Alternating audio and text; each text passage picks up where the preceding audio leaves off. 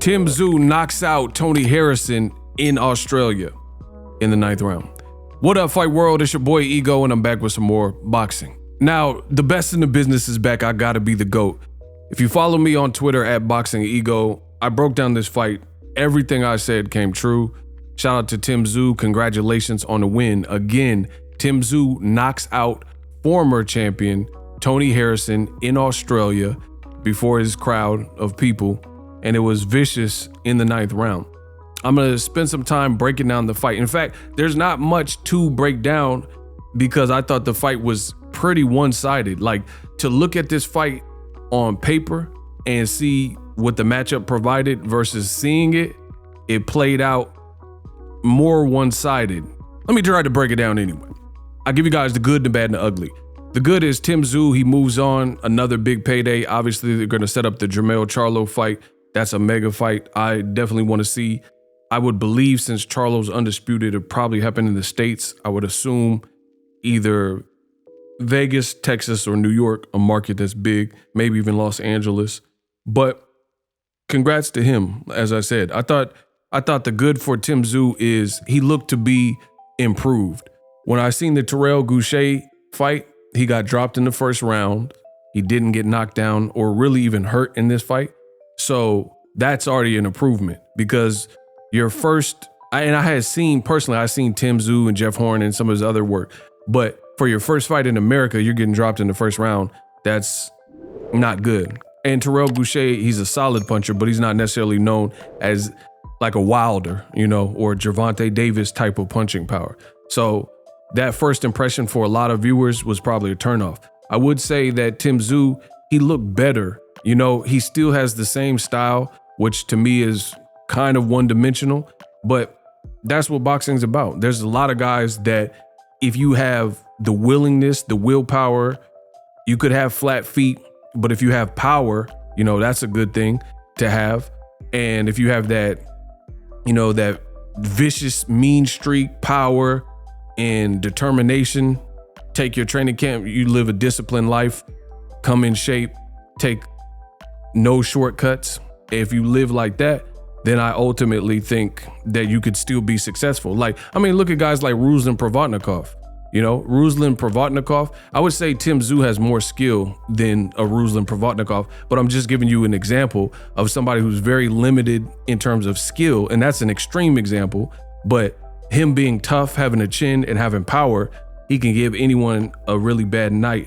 So I think Tszyu has more skill again than like a Ruslan Provodnikov, but I will say that his style seems to be one-dimensional. But again, I seen improvements from the Terrell Gausha fight.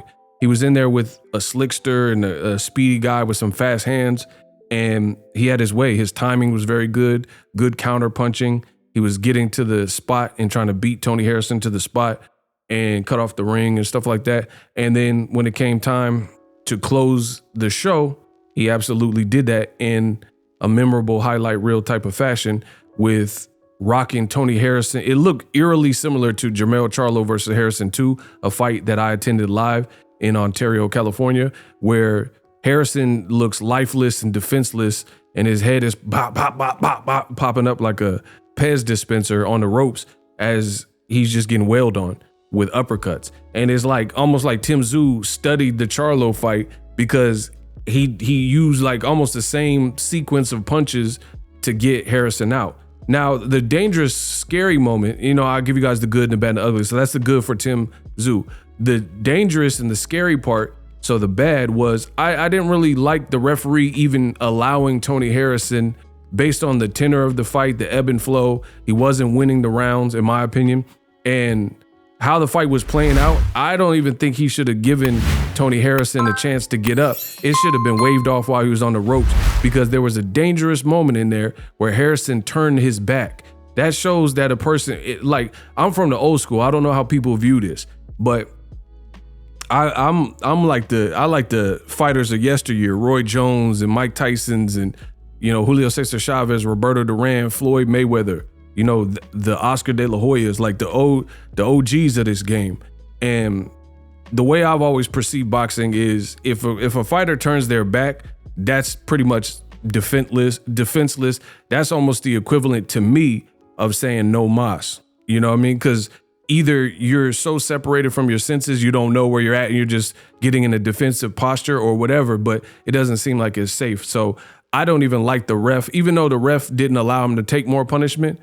I don't think he should have, it should have just been stopped there instead of it being stopped after he got dropped and, you know, got back up and you're giving him a count. I don't know. I don't even think, based on the performance, I don't think none of that was needed. So the bad for me was also Tony Harrison's performance. Extremely flat, and the amount of trash that Tony Harrison talked leading into this fight, I really expected more.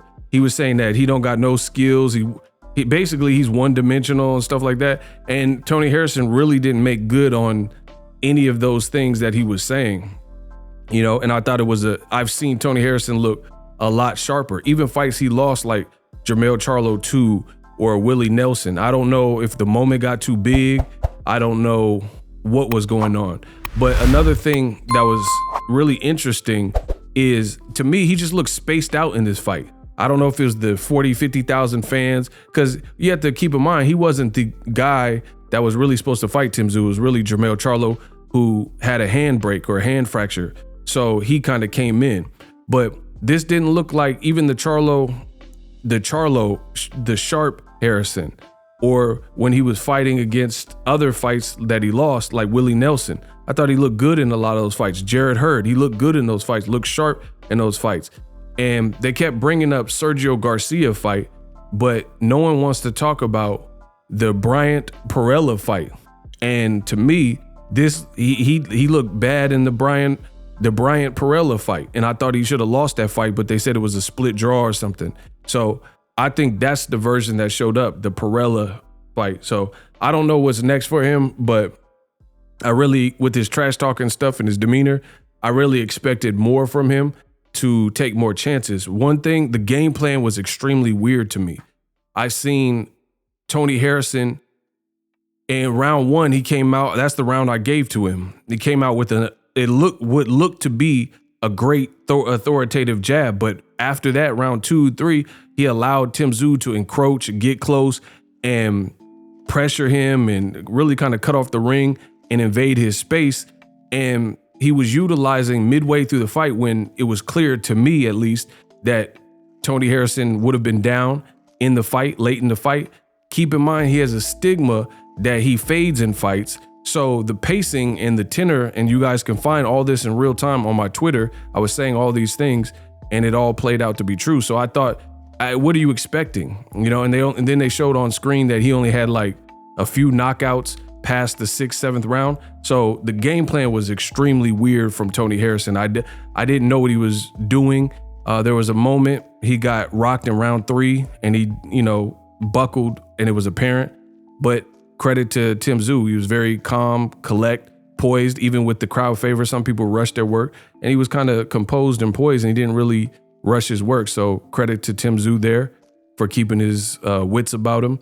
But Tony Harrison, I failed to understand what the game plan was. He got buckled in round 3. There was a moment, I think it was after that, where his coach, it sounded like his brother was giving him some good corner advice, and he didn't even look, it looked like he was spaced out, like he wasn't even listening to it. And I remember, if you guys go look at my Twitter with the timestamps, I said, is he even listening to his corner? And later in the fight, he just looked like he was wilting, and he was throwing this really non-threatening, like flicking jab in transition or while he was moving, so you couldn't get full extension. Like, if you're going to try to win the fight with the jab, it has to be like a power punch jab, like Jamal Charlo, Errol Spence. You know, Shakur Stevenson has a very stiff jab. Guys like NOA, guys like Kovalev in the past, or Triple G. Hey, no, guys, hey, Max. Those are strong jabs that will deter a person from just plowing forward.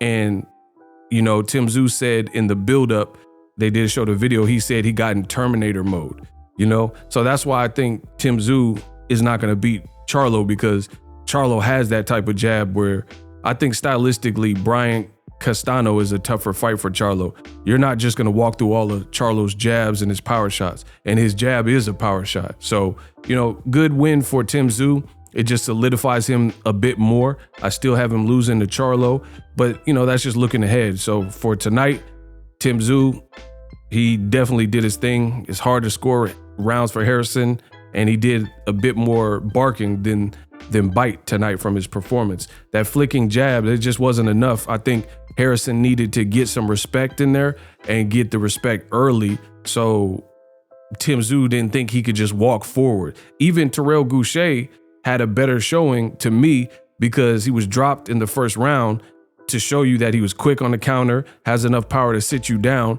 So Tim had to regroup to know it wasn't sweet. You watch any Floyd Mayweather fight, he's fighting bigger guys, giants, the Canelos, the Miguel Cottos in a higher weight.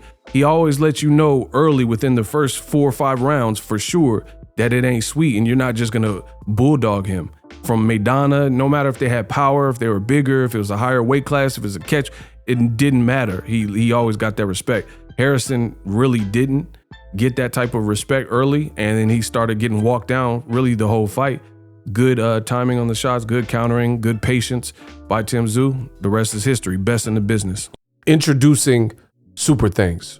Right here on the official Boxingego YouTube. Super Thanks allows you, the viewers, to show a little bit of extra gratitude, which enables me as a full-time content creator to push out the content you need in the world of boxing. Underneath all the videos, you will see a heart with a $sign in it. You can enter any amount that you find suitable as a super thanks. A brand new interactive and colorful way to get your comments highlighted and noticed by not only myself, but other people on the YouTube platform. Super thanks, a unique and cool way to show and applaud us full-time content creators. Hopefully you guys enjoy the content. Super thanks. The future is now. The Hibernation 5s by Kenichi Bear. Hybrid gaming and lifestyle headphones. Out of the box, you can connect to any console or PC. Bluetooth ready with a low latency USB adapter, color RGB, and extreme bass mode. The Hibernation 5s adjust to you. Whether you need a gaming, travel, gym, or lifestyle headphones, the Hibernations got you covered. The new Hibernation 5s, link in the description. Customize the way you hear the world. Welcome to the nation. Are you tired of your YouTube videos not getting any views? Well, consider TubeBuddy. I've used TubeBuddy for years to scale up my YouTube channel. Now we're sitting over 200,000 subscribers. TubeBuddy is a browser extension that offers a ton of built-in productivity and time-saving services to take your channel to the next level. Use my link in the description to get started with TubeBuddy and level up your channel faster. We working.